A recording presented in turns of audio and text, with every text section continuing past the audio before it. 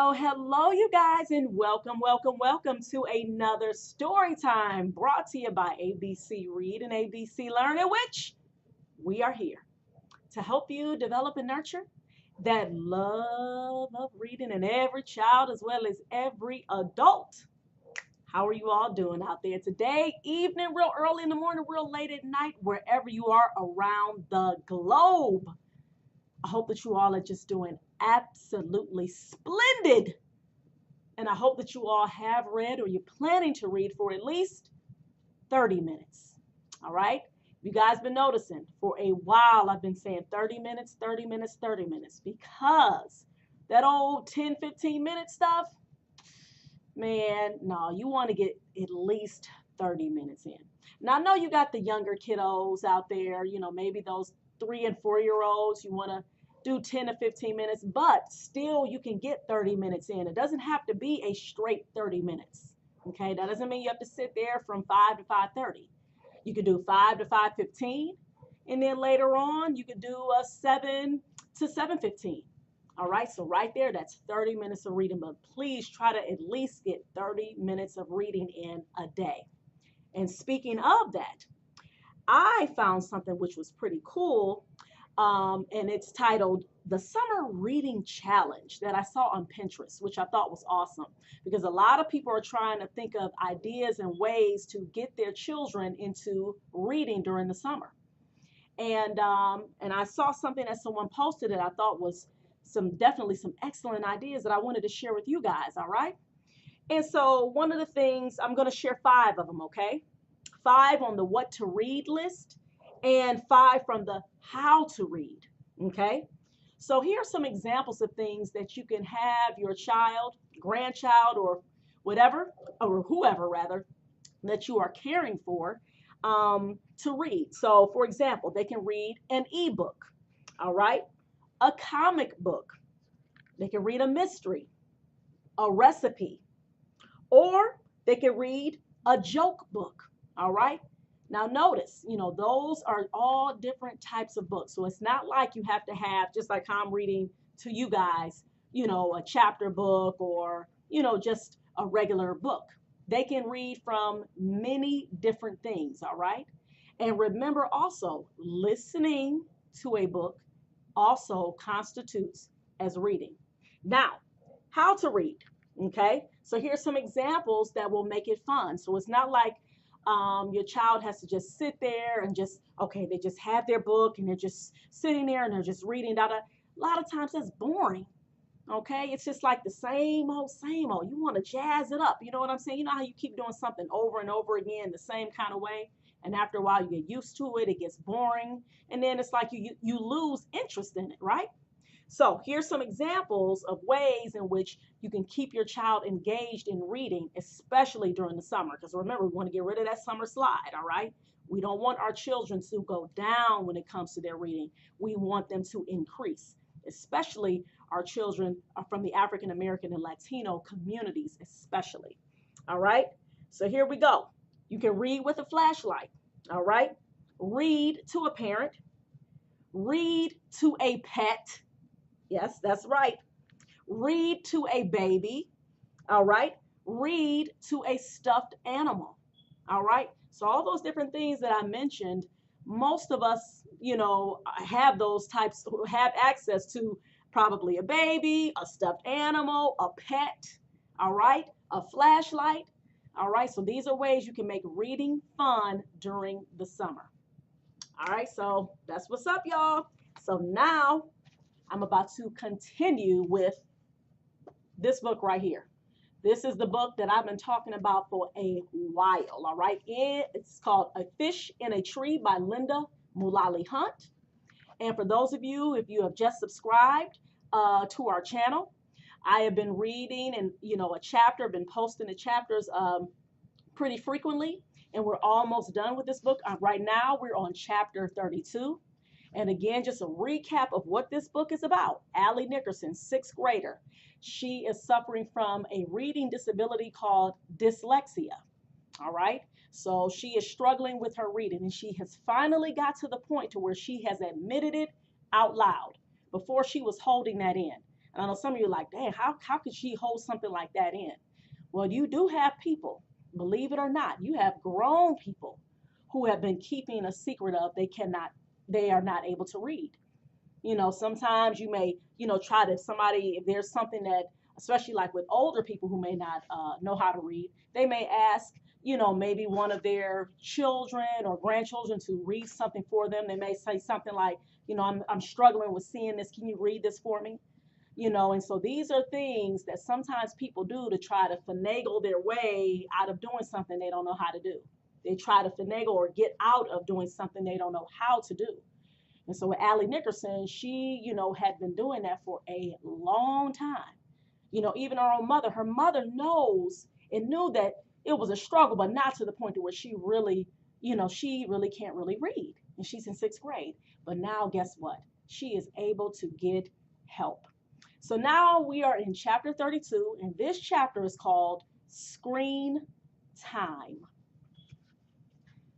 The day has been pretty good, and it just keeps coming. When I get outside, Mom and Travis are waiting for me in the car. We're going to head over to a friend's house to use their computer to Skype with your dad, my mom says. We are all missing him so much. I thought it would be good. The screen flickers at first, but then there he is in his tan fatigues. Daddy, I say, not able to hold it in and sounding like a little kid. Allie Bug, you're so big. How are you, sweetheart? I'm good, Daddy. How are you? I'm good, but homesick. I sure miss you guys. I think how there's a word for him missing home, but not a word for us missing him. He holds up some of my pictures.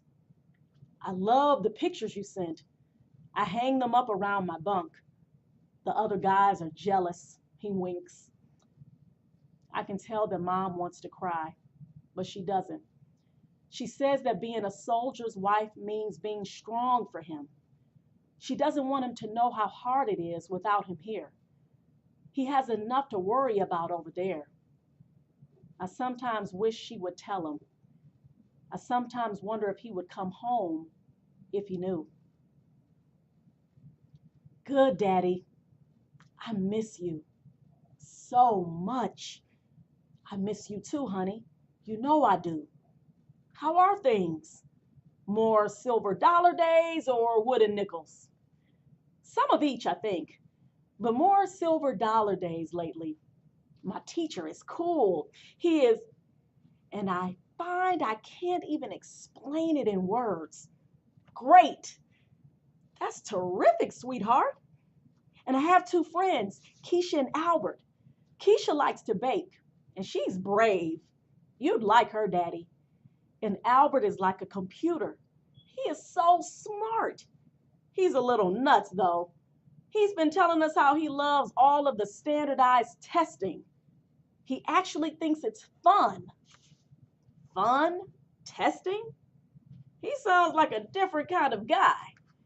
He is. And there's a girl named Shay at school who isn't very nice to me. I feel rushed, like I have to get everything in fast. Well, you'll always run into people like that. You can hold your own, I bet. Mom pats me on the back. Have to give Travis some time, honey.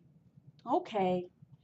And I watch a movie of myself being strong and saying goodbye and not crying.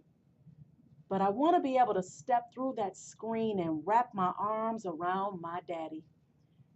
It feels like a part of us all is missing, and we won't be whole again until he's home.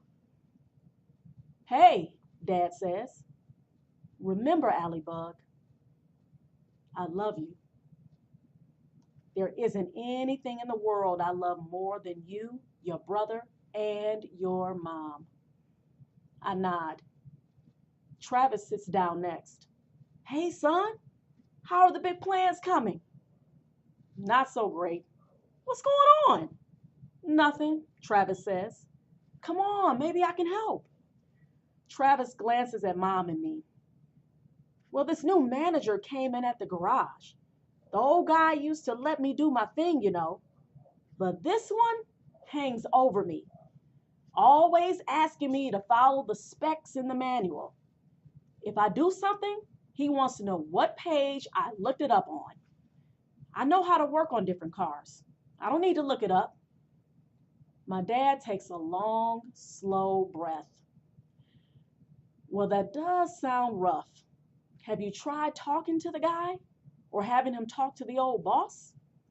The old boss is out with back surgery for a while. Travis shakes his head. This new guy, he just doesn't get me. His voice cracks. My father leans forward, resting his elbows on his knees. Now he looks like he wants to crawl through the screen.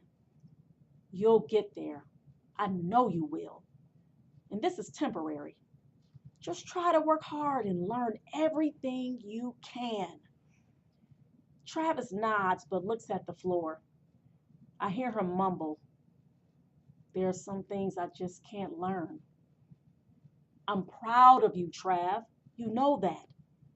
He clears his throat. I'm sorry I'm not there with you. Yeah. Travis looks up at the screen. Love you, Dad. Love you too, son. Hang in there. It will get better. Travis nods, but I can tell he isn't buying it. Then he stands. Come on, Squirt. Let's give Mom and Dad some time. Why? He pulls me over. So they can talk mushy and private. That's why. We sit down at the kitchen table and Mom's friend gives us sodas. Travis cracks open his and takes a deep breath. What? I'm just so frustrated, Al. There's so much I want to do, but I want to help him. Maybe we can head out to some junkyards like we used to and see if we can find something worth fixing up. Maybe.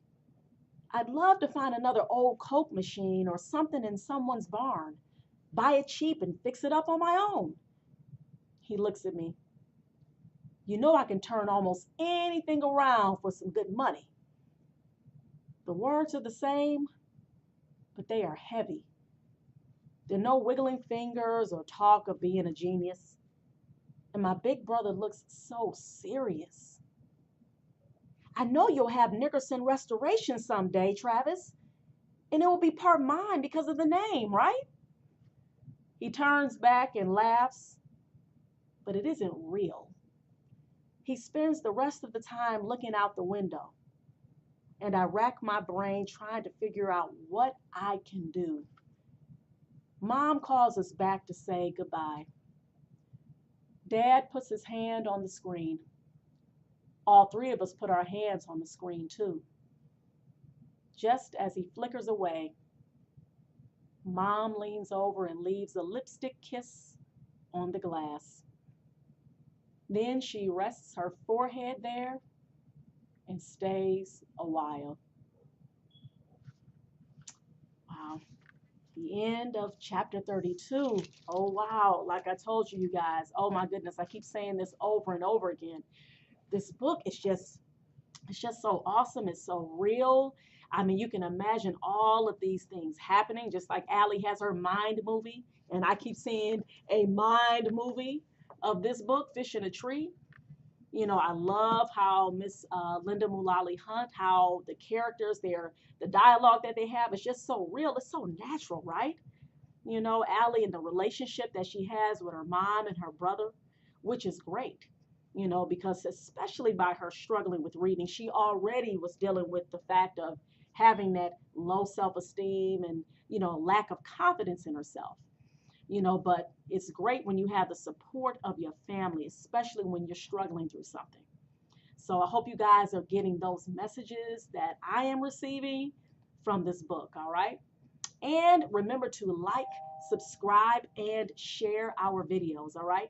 And remember to keep reading for at least 30 minutes a day, y'all. Peace.